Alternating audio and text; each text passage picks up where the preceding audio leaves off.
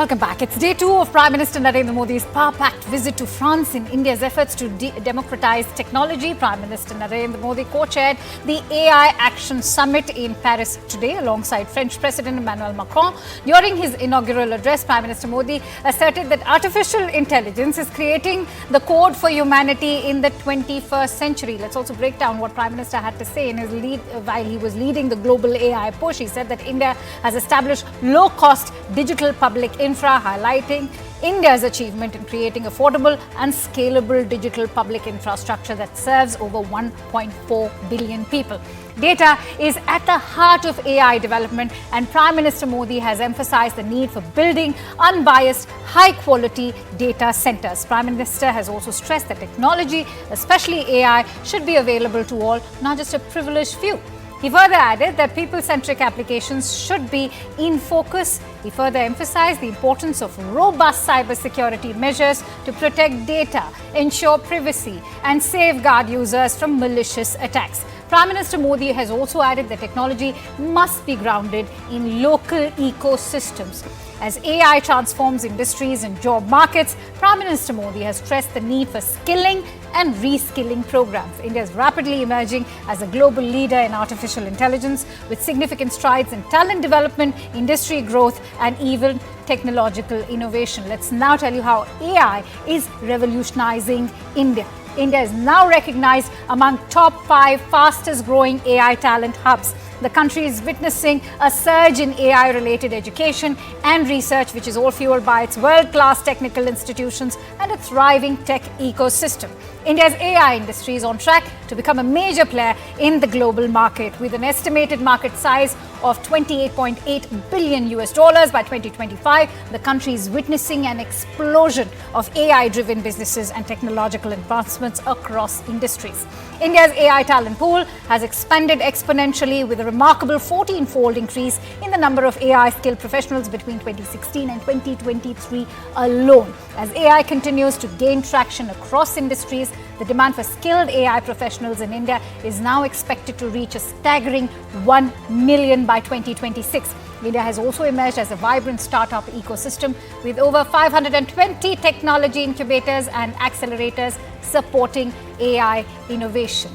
And with that, let's in fact quickly pose the question to our guests that I will be joined by. As far as Prime Minister's visit to France is concerned, Prime Minister's biggest AI push in Paris, is India now going to be the next global AI hub?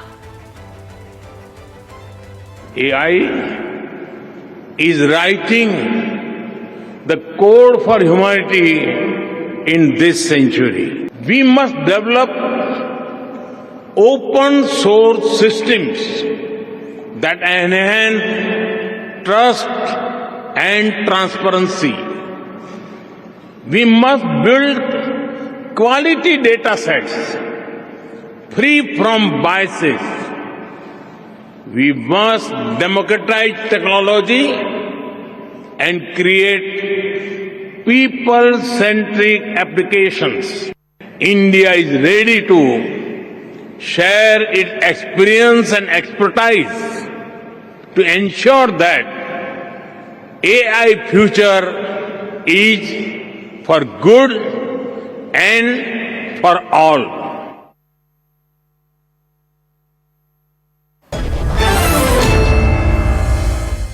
All right, and with that, let's now take the discussion forward with Ambassador Ashok Sajanhar, who's a former diplomat, and Jibu Ilyas, who's an AI expert. And both of them are joining me in right now. Ambassador Sajanhar, thank you so much for joining in.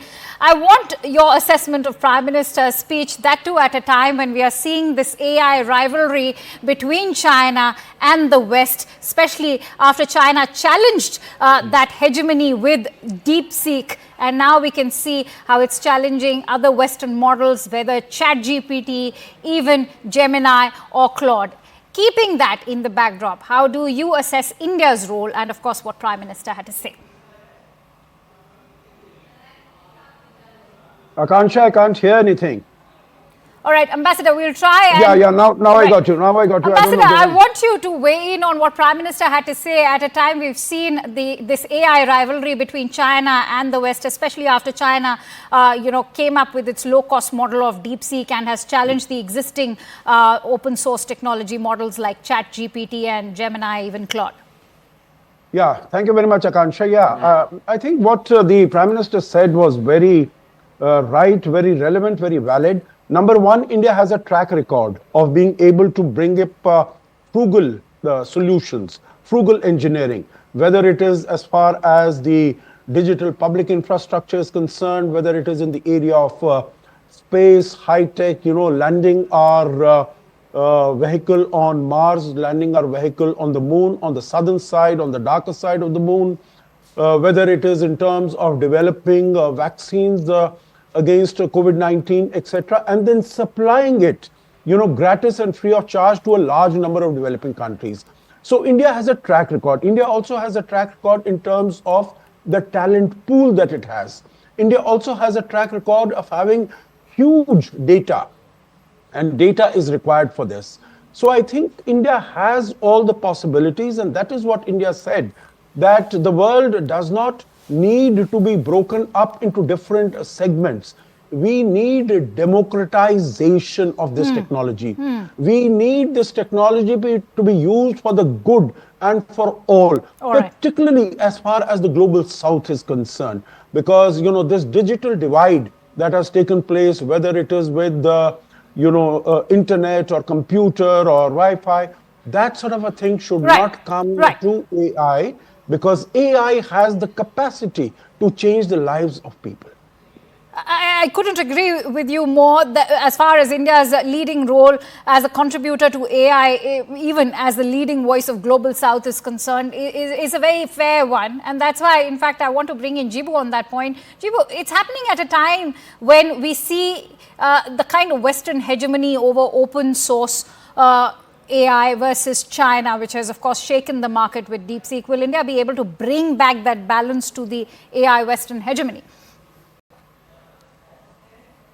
So, I think there is going to be some sort of a race which reminds of the Soviet US Cold War era, like space race happening. But unlike US and China, where AI is driven by corporate monopolies, the big techs or state, India is championing more of an AI for societal progress. And that's what making the rest of the global south stands behind India. So the rest of the global south sees India as a major leader in terms of AI. Even forget global south, even countries like France see India as a major leader. That's why they have invited to co-chair the summit alongside. So we are showing a new path. What, you might not always need to go the way what US and China is doing. Right. Instead, we can invest more in digital public infrastructure and ensuring ethical and accessible development of this technology. So this approach, this pro innovation approach to AI regulation and deployment will impact billions of Indians, and not just Indians across the globe. It will affect billions of people. So, and we have been instrumental in pushing this balanced approach, right? Pro innovative, at the same time need to have strong ethical safeguards. In many side events, the Indian delegates and the leaders and even our Prime Minister himself has mentioned this multiple times. So we are advocating, as a leader in Global South, for equitable AI policies, ensuring that AI doesn't remain a privilege of the wealthy nations, as you pointed out, right? So we need a governance framework that reflects the realities of larger economics, diverse, and not just what people in Silicon Valley thinks or Beijing. All right. Ambassador Sajjan, do you think India and France have the power that's currently needed, with a major player like the United States focused on America first policy? On the other hand, there's also the threat of how ethical can AI be if there is no global regulation. So to ensure it is not just environmentally sustainable, but also ethical and democratic. Yeah, I think that's a very valid question. And I would like to suggest for your consideration and the consideration of your viewers, Akansha, that it is not only India and France. Because you look at it, as far as China is concerned, China does not command any trust as far as the global Right. community is That's concerned. why I asked. That's why I Yeah, asked. because of the weaponization that it sort of engaged in, that it indulged in during COVID-19 pandemic, whether it was vaccines or PPMs or ventilators or anything, it has been so it doesn't command respect. Now with Mr. Trump coming there and his policy of MAGA, make America great again, he's become isolationist. He's not really interested in very many sort of multilateral institutions. You look at what he has done to multilateralism, WHO, Paris Agreement, ICC, UNESCO, WTO, you name it. He's he's sent a wrecking ball to the whole multilateral system. Now, under that circumstances, I think the rest of the world, it's not only India and France. I think whether it is India, France, it is Scandinavia, it is Nordics, it is Germany, it is UK, it is Japan, it is others, all of them will get together because all of them, number one, they want beneficial applications and uses of AI, and they want that there should be safeguards, that AI should not be misused, that there should be guardrails, it should be used ethically, because we know, what the Prime Minister mentioned there, whether it is in the area of cyber security, deepfake, disinformation, etc., what damage it can do as far as the world is concerned, and particularly in all these countries. So I think it's not going to be only India and France, but a much greater cohort of much larger cohort of countries who are going to be there. Right. And also with the,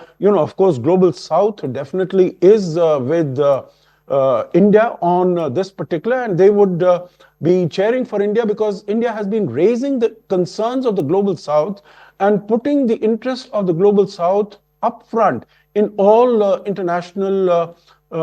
all international fora and summits on these important subjects. So I think India has a very important role to play, significant role to play, and we have put our energies now fully into this, not only in terms of developing useful applications, but also in terms of developing useful hardware in a frugal manner. Absolutely. I think India can very well achieve that. But I want to bring Jibu on that note. Jibu, given that our own IT Minister, Mr. Ashwani Vaishnav, has already said that India will also be working towards developing its own AI model in the coming 4 to 8 months, how far are we from that race as far as China or the United States is concerned? So it's a good thing that we are ambitious, but I personally believe we should be thinking more than just building these AI models, because by the time we build a language model, the technology would have moved furthermore, as we have seen. The next generation of AI models will start coming. So that's one thing. But at the same time, it's very welcoming that the government itself has taken initiative through the India AI mission to procure 18,000 GPUs and support researchers and entrepreneurs in India in many different ways. Yeah, coming to America, yes, I think JD Vance is also here. Yes. Who is having a pretty anti-China stand very publicly. So this creates a whole geopolitical divide between China and US in terms of AI and resources, whether it's hardware resources or software resources, or sharing that part. So that's where countries like India and France, who is now publicly has said baby plug, countering Trump's drill baby drill. So France came out publicly opposing the Trump's what Trump used to say. So it's a time where we are questioning this US hegemony, right?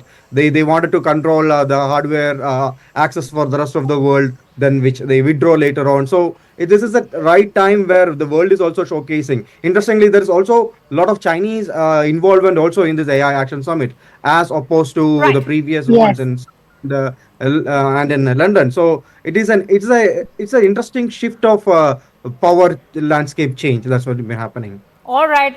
Ambassador Sajanhar, I want to in fact take a last question from you, which is a sort of look ahead to the upcoming India-France bilateral, where we all know that both the heads of state will in fact be reviewing the 2047 roadmap as far as the 2047 Horizon Roadmap is concerned. What can we now expect in terms of our bilateral relationship, which of course has been one of strength to strength?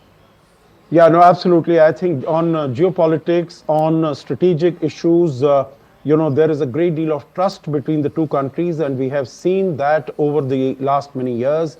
I think in terms of number of times that the two leaders have met, last year, 3 times, 2024, we had Macron, and you would recall, Akansha, and your viewers would recall, that it was Joe Biden who was invited first to be the chief guest, and he regretted because he couldn't make it because of the elections.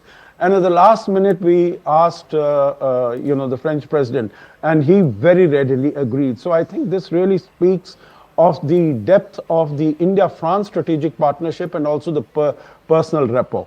On the substantive issues, I think whether it is defense, also it is in terms of civil nuclear technology, we have made certain changes. Yes. You would have seen in the finance bill for, the liability clause, which has been keeping the technology from the United States and from France. In fact, Prime Minister's visit will also be one that will be to the ITMER, which will in fact review the energy needs. Yeah, ITER, the International Thermonuclear Experimental Reactor. But if I could just add half a sentence to that, that is a different technology. That is a fusion technology. Okay. While when we are talking about the normal reactors, nuclear reactors, that is a technology that we should be getting in 2030, 2035 fusion. I'm afraid I'll have to leave it at that since I'm running short of time, but always a pleasure to have you on the show, Ambassador Sajjanar. Thank you for joining in. And with that, it's a quick wrap from my end. Thank you so much for watching Clean Speak. Up next is The Right Stand with Anand Narasimhan.